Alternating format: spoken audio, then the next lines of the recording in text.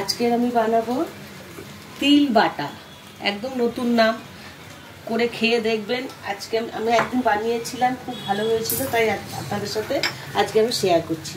তার জন্য লাগছে বাটা মাছ, ডিমালা বাটা, বড় বড় বেশ, নুন লাগছে, হলুদ লাগছে, লঙ্কা গুঁড়ো, সর্ষের তেল, জিরের গুঁড়ো, গোটা লঙ্কা, তেজপাতা, কালো জিরে, আর লাগছে পেঁয়াজ কুচানো, আর এটা হচ্ছে তিল আর পেঁয়াজ আমি বেটে নিয়েছি। এখন আমি কড়াইটা জ্বালিয়ে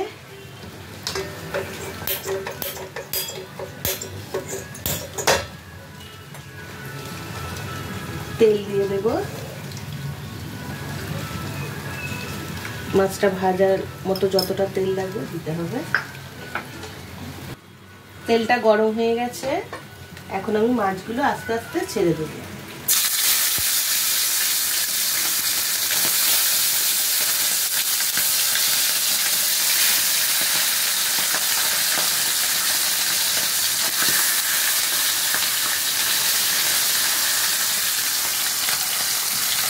একদিক ভাজা হয়ে গেছে, আমি এবার উল্টে দিই আর একদিক ভেজে নেবো ভালো লাল করে একদম।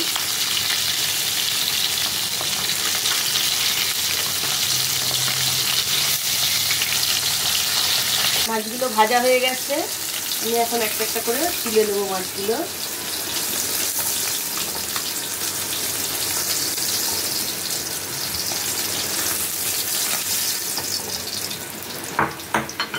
এখন আমি দেবো সামান্য কালো জিরে, দেবো একটা গোটা লঙ্কা, এইবার দেবো পেঁয়াজ কুচানো,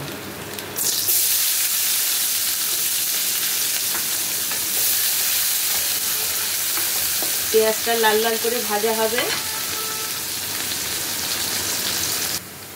পেঁয়াজগুলো লাল লাল হয়ে গেছে, তার মানে ভাজা হয়ে গেছে।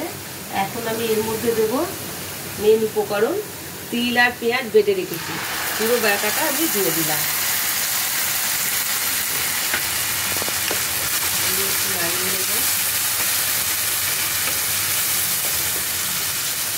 এখন আমি দেব নুন আন্দাজ মতো, সবসময় হলুদ গুঁড়ো অল্প, লঙ্কা গুঁড়ো যেমন ঝাল খাবেন সেইভাবে দেবেন, খাবেন অল্প একটু জিরা গুঁড়ো,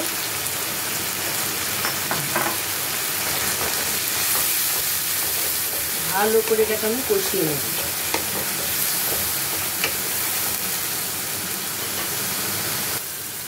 মশলা কষানো হয়ে গেছে, তেল বেরিয়ে এসছে, এখন আমি একটু জল দিয়ে দেব সামান্য পরিমাণ।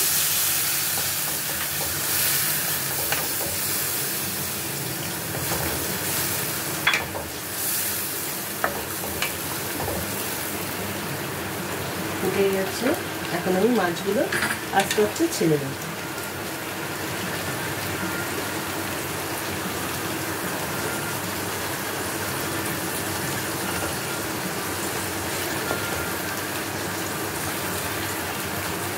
উল্টে পাল্টে একটু ফুটবে, আমি নামিয়ে নেব।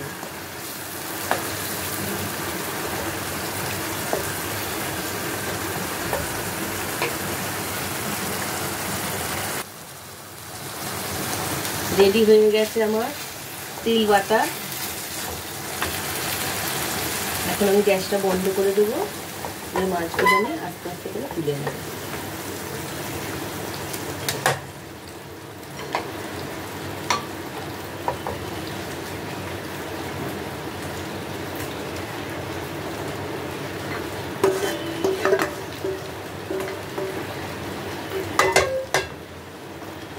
রেডি হয়ে গেছে তিল বাটা, গরম ভাতের সাথে খুব ভালো যায়, একদিন ট্রাই করে দেখবেন বাড়িতে।